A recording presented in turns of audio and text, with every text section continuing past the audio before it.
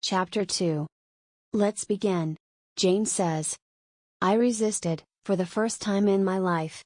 Struggling, kicking, crying out. It was a rebellion that only confirmed Bessie and Miss Abbott's worst suspicions of my character. I was, as they judged me, a wild, ungrateful, ungovernable little being. But I wasn't in my right mind. No, out of myself, as the French say. A single moment's mutiny had marked me for punishment, and in that mad instant, I felt I might as well deserve the sentence. Hold her arms, Miss Abbott. She's like a mad cat.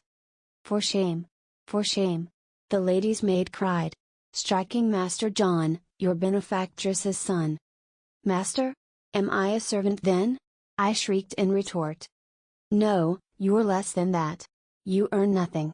You do nothing for your keep, Miss Abbott declared coldly. Sit down and think of your wickedness. They dragged me, struggling still, to the Red Room. I was thrust upon a hard stool. I made to spring up, but their hands clamped me in place. If you don't sit still, you'll be tied down, Bessie warned, turning to Miss Abbott.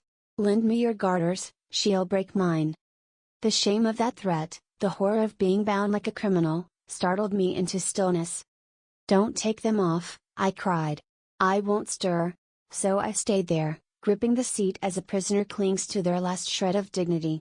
They stood before me, arms folded, eyes filled with distrust, as if I were mad. She's never behaved like this before, Bessie said uncertainly. But it's always been in her, said Abbott with certainty. I've told Mrs., there's something underhand in this one. She's sly. No retort from Bessie, just silence, and then her voice, quieter. You ought to be grateful, Mississippi Mrs. Reed feeds and shelters you. Where would you be without her? The poorhouse? A familiar tune, repeated endlessly in my ears since I could walk. A dull, cruel melody of dependence and guilt. Miss Abbott joined in, twisting the knife. You must never think you are equal to the Reed children. They'll have wealth, you'll have nothing. Be humble, and maybe you'll earn a place here. God will punish her, Abbott finished ominously. Say your prayers, Jane Eyre. If you don't repent, something may come down that chimney to take you away. And with that, they left, locking the door behind them. The Red Room. Vast, silent, cold. No one ever slept there unless the house overflowed with guests. It stood like a temple to some ancient grief. Mahogany pillars supported a stately bed draped in deep crimson damask, the windows swathed in heavy curtains dulled the light.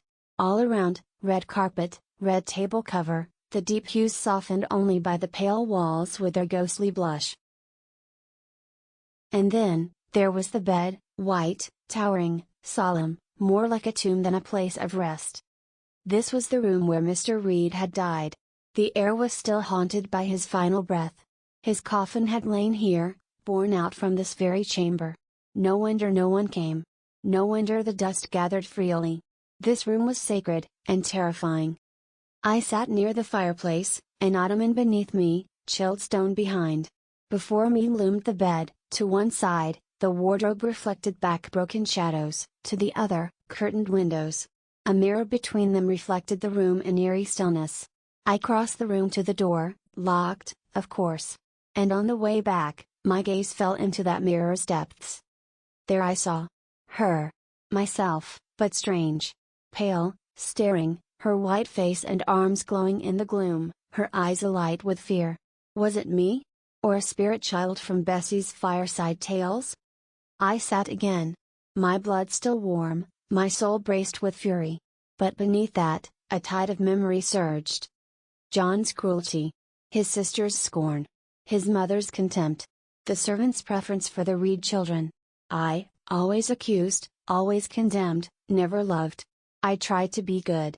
I tried to please. But it never mattered.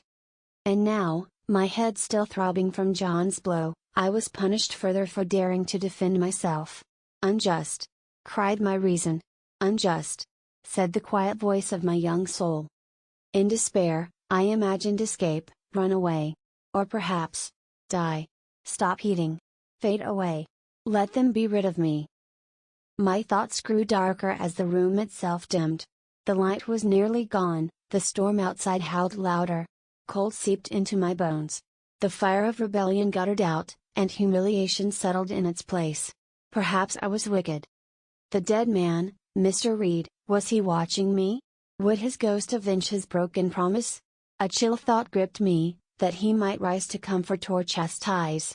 I quieted my sobs, listening in dread. Then, a light. A streak moved across the wall, rose to the ceiling.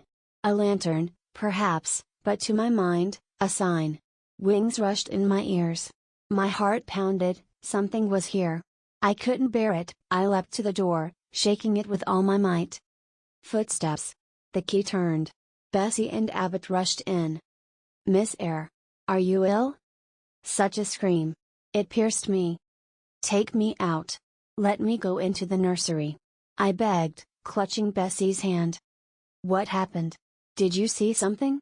she asked. I saw a light. I thought a ghost would come." Abbott, disgusted, dismissed it. She only wanted attention. A scream like that, so false. Then came her, Mrs. Reed. "I ordered Jane to remain until I came," she snapped. "Let her go? No. This artifice will not work. You will stay another hour. Be silent, or it will be longer." "Aunt. Please. Forgive me," I sobbed. "Punish me another way, I cannot." Silence. This repulsive violence only confirms my opinion of you. She saw me as something dark, duplicitous, dangerous. Not a child in pain, but a liar, a problem to be managed. She locked the door again. I was alone. Then, nothing. Darkness fell over me, and with it, unconsciousness closed the scene. If you liked this video, don't forget to like, share and subscribe.